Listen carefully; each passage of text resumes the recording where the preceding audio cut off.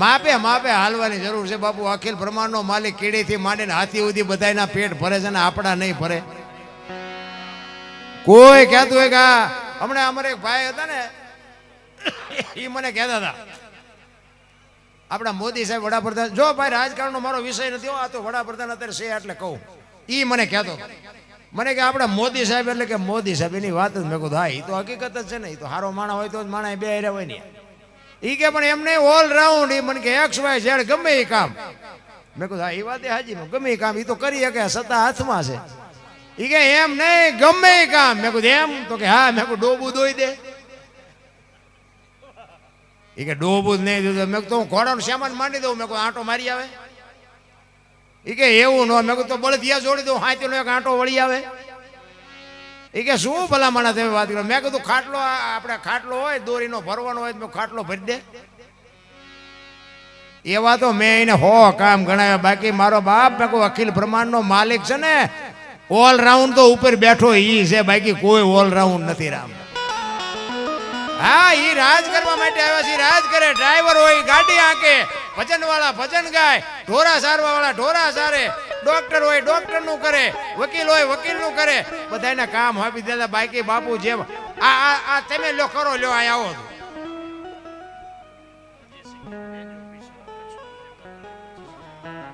Range officer ભાઈ કચ્છ ભુજ અજયસિંહજી સોલંકી 25,000 રૂપિયા આપે છે. બોલો રામેશ્વર મહાદેવ કી. ખૂબ ખૂબ આભાર, ખૂબ ખૂબ આભાર, ધન્યવાદ બાપુ. આમાં જે છે ને જે એ જ બાપુ લેખે છે. બાકી તો આડાવડા આપણે એક બજારમાં જાય ને બાપુ 2 રૂપિયા ખીચામાં ચારે વેલે ખબર નથી પડતી. આ ભગીરથ કાર્યમાં જેટલા બાપુ નખાય જેટલા જોકે વાપરેલા છે, આ દેખાય છે. આ પૈસા વગર કાંઈ બને નહીં. ખરેખર ખૂબ તમે જબરજસ્ત કામ કર્યું છે. પણ કહેવાનો મારો મિનિંગ કે તમને મને આ સમય મળ્યો છે ને, આજે આખા ગામની એકતા છે ને આવડા. અને એમાં મને તેમ થાય કે દરબારો એટલા બધા ભેગા થયા છે, મોટી વાત કહેવાય ને. કે સિંહ બકરા સાજા ભેગા રે, બાકી સિંહ ભેગા રે. પણ ઈ એક જોયા જેવું છે. હા અને સિંહમાં બટાસટી બોલી હોય તો બાપુ નોખાય કોણ પડાવે? બકરા નો પાછા હોય નોખા પડે. એટલે ખરેખર ધન્યવાદ છે. અને બાપુ એવી ને એવી એકતા રાખજો, કારણ કે બધા બુદ્ધિશાળી ન હોય, બધા હોશિયાર ન હોય, બધા રૂપાળા ન હોય, બધા આવડતવાળા ન હોય. એ બધાને નિભાવી લેવા એ આપણી ફરજમાં આવે રામ. એટલા માટે એક સવારામ બાપાની ગુરુની વાણી કરવી છે મારે. એટલે સવારામ બાપા કહે છે, શું કહે છે?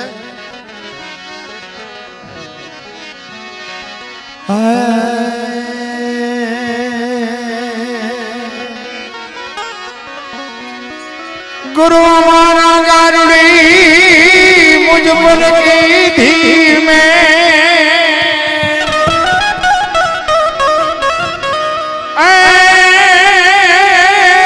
मोरा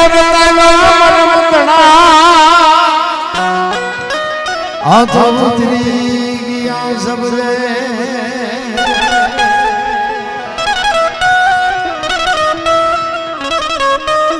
जय हो गुरु बिना ज्ञान कोई दी तो मुझे जमते गुरु बिन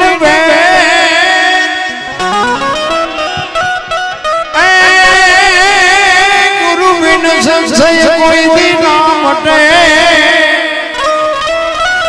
પછી ભલે વાંચો ચારે.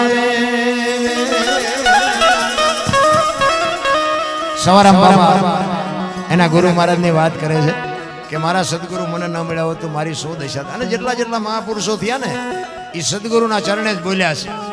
સદગુરુના ચરણે જેઠીરામ બોલ્યા, સદગુરુના ચરણે દાસી જીવણ બોલ્યા, મીરાબાઈ બોલ્યા. બાપુ સદગુરુના ચરણે જ કીધું છે. એટલે સવારામ બાપા કહે છે ફુલગરજી બાપુ મને ન મળ્યા હોત તો મારી શું દશા થાત. એટલે એના ગુરુ મહારાજની વાત કરે છે. જુગતી કરીને જોવા હાલી મારા સદગુરુએ બતાવી મને અમર નગર માયા તમ દેખ્યા હું તો ભૂલી ગઈ તી દેહનો. જો બાપુ આ શબ્દો સંતોના છે ને બાપુ 1 લાખ કરોડ રૂપિયાના છે. તમને નો ધ્યાન હોય તો ધ્યાન રાખજો.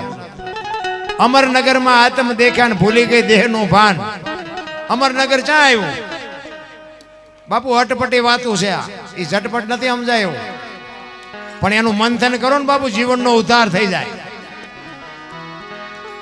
આ બધા અલગ ધણી ને અમર ને અગોચર ને આ બધી ઘણી બધી વાતો મહાપુરુષોના શબ્દોમાં છે, પણ આનું મંથન કોણ કરે? અને મંથન ન કરો ત્યાં સુધી બાપુ દૂધમાં તમે દીવો કરો ને કોઈ દી ન થાય ને ઘીમાં જ પડ્યું હોય. એનું મંથન કરો ને ઘી નીકળે ને પછી દીવો થાય. એમાં આ બધી વાણી છે ને બાપુ મંથન કરવાની જરૂર છે. એટલે કે છે અમર નગર માયા તમ દેખા ન તેદી ભૂલી ગઈ તી હું દેહનો એ જવો નિર્ભેના તો બાંધો રે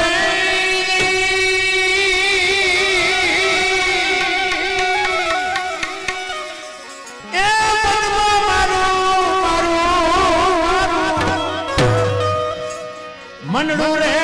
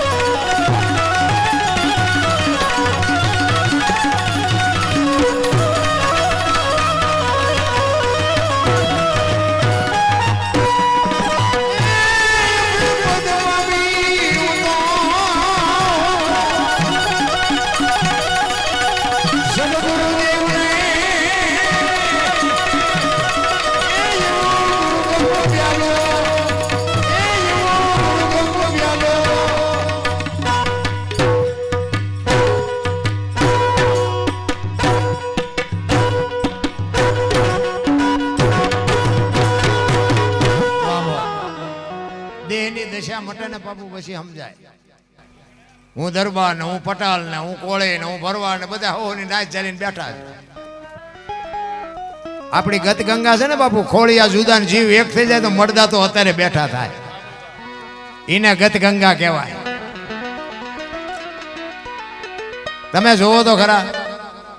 હું તો નગર એક જ વાત કરું કે 18 વણ માંથી એક ને બોલાવો.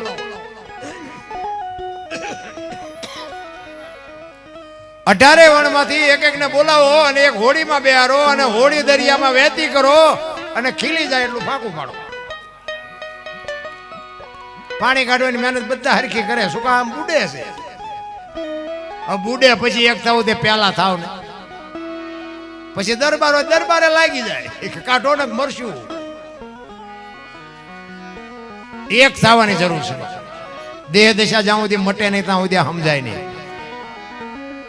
આ ગત ગંગા બાપુ જેસલ તોરો રૂપાદે માલદે કતીબ શાહ હુરમભાઈ લાખો લોયણ જેતો ભગત ખીમડીઓ કોટવા ડાલીભાઈ રામદેવજી હાલો હુરો વણવીર ઢોંગો નીરલ કોંપો આ બધા ગતના ગોઠી હતા.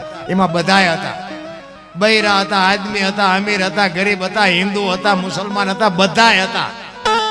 પણ ખોડિયા જુદા જીવ એક થઈ જાય ને તો મેં કીધું એમ બાપુ મળદા તો અત્યારે બેઠા થાય. આપણે આટલા બધા બેઠા છે બાપુ, બધા ના ઘોડા નોખા નોખા હાલતી. હવે આમ જવું છે, હવે આમ જવું, હવે આમ જવું છે. સ્થિરતા નથી મનની બાપુ, એકાગ્રતા નથી.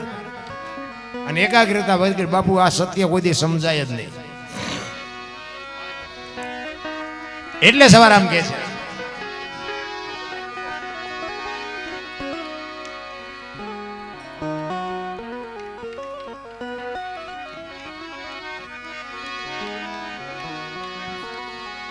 પછમ ખડકે માં જાગીને જોયું જળ હળદળ કે છે જો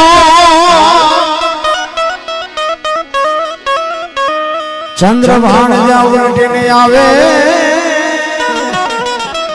તું તો ગગન મંડળ માં ચડી ગો.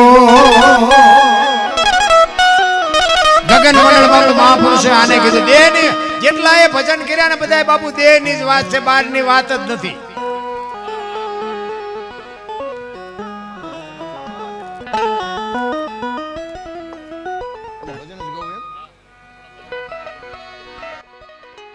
એટલે સવારે ભજન ભજન જ એમને સાંભળો છે. આપણે આ વાંહે રાખો, હાલો ને આપણે ભજન ચાલુ કરી દઈએ.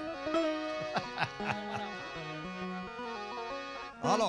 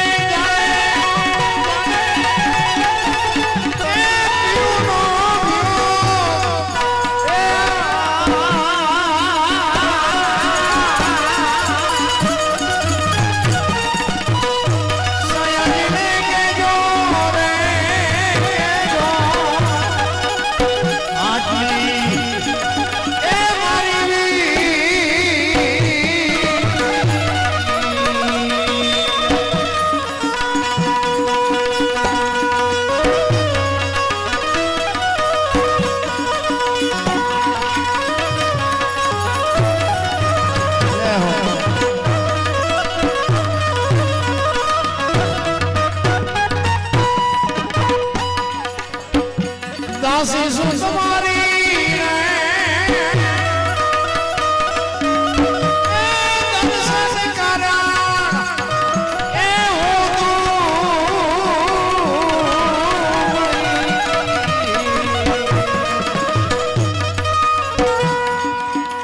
દાસી શું તમારી તમારી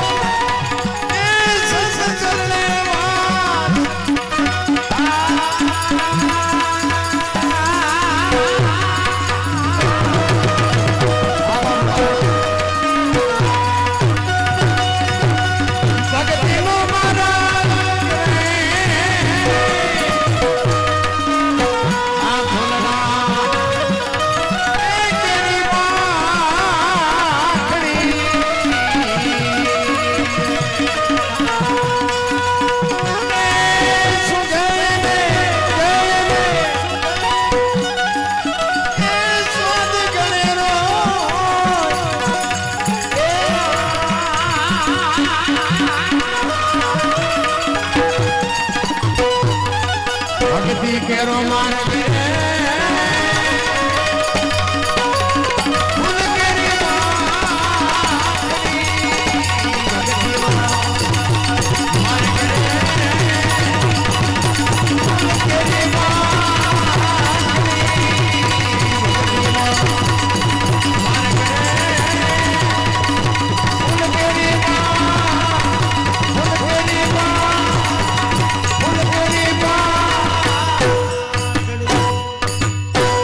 રામેશ્વર મહાદેવ